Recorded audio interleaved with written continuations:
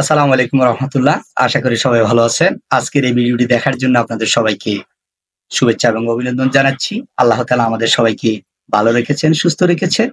যথারীতি আজকে আমাদের ৭ নাম্বার ভিডিও। ৭ নাম্বার ভিডিওতে আপনাদেরকে আমি ২ টি হাদিস পড়ে শোনাবো। হাদিসটি আমি নিজে পড়ছি আমল করার জন্য এবং আপনাদেরকে শোনাচ্ছি আমল করার নিয়তে। আপনারাও শুনবেন এবং ভিডিওটি দেখবেন আমল করার নিয়তে, যাতে আপনি আপনার বাস্তব জীবনে এই হাদিসগুলো পড়ে শুনে আমল করতে পারেন এবং আমল করে নিজেকে আল্লাহর প্রিয় বান্দা হিসাবে পরিণত করতে পারেন। আসেন আমরা হাদিসটি পড়ি, একটু মনোযোগ সহকারে দেখেন, শুনে।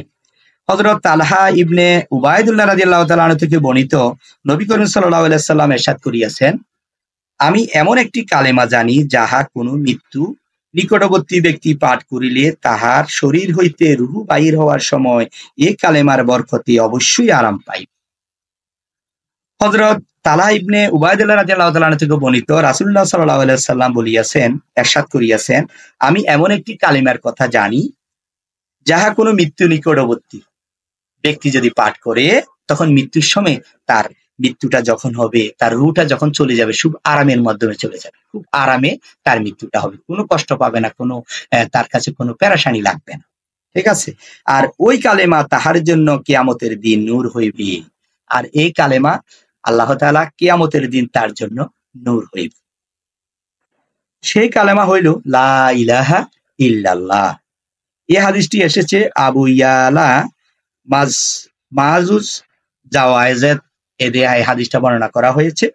যদি আমরা এই কালেমা লা ইলাহা ইল্লাল্লাহ করে বেশি বেশি করে পড়ি, তাহলে মৃত্যুর সময় তার মৃত্যুর যন্ত্রণা, মৃত্যুর যে একটা কষ্ট, এই কষ্টটা অনেক আরাম হবে, অনেক আল্লাহ তাআলা তাকে মৃত্যুটা তার জন্য সহজ করে দিবে। ঠিক আছে?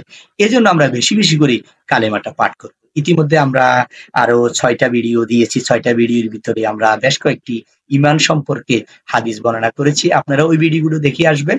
তাহলে খুব সহজ হবে আপনার জীবনে যাতে হাদিসগুলো বাস্তবায়ন করতে পারেন এবং সেই অনুযায়ী যাতে আমল করতে পারেন। তো আমরা বেশি বেশি করে লা ইলাহা ইল্লাল্লাহ পড়বো, তাহলে মৃত্যুর সময় আমাদের মৃত্যুর যন্ত্রণাটা লাঘব হবে, মৃত্যুটা আমাদের জন্য সহজ হয়ে যাবে। আল্লাহ তাআলা আমাদের মৃত্যুটাকে একেবারে সহজ করে দিবে। তো আরেকটা হাদিস হচ্ছে হযরত আনাস রাদিয়াল্লাহু তাআলা আনহু থেকে বর্ণিত আছে যে রাসূলুল্লাহ সাল্লাল্লাহু আলাইহি সাল্লাম ইরশাদ করিয়াছেন, এমন প্রত্যেক ব্যক্তি জাহান্নাম হইতে বাহির হইবে, এমন প্রত্যেক ব্যক্তি জাহান্নাম হইতে বাহির হইবে যে লা ইলাহা ইল্লাল্লাহ বলিয়াছে। এমন ব্যক্তি এমন প্রত্যেক ব্যক্তি জাহান্নাম হইতে বাহির হইয়া যাইবে যে লা ইলাহা ইল্লাল্লাহ পাঠ করেছে এবং তার অন্তরে যবের দানার ওজন পরিমাণও কল্যাণ নিহিত থাকিবে, অর্থাৎ ঈমান থাকিবে। তার অন্তরে যদি যাররা পরিমাণ যদি ঈমান থাকে, তবুও সে অর্থাৎ ঈমান থাকে। অতঃপর এরূপ প্রত্যেক ব্যক্তি জাহান্নাম হইতে বাহির হইবে যে লা ইলাহা ইল্লাল্লাহ বলিয়াছে।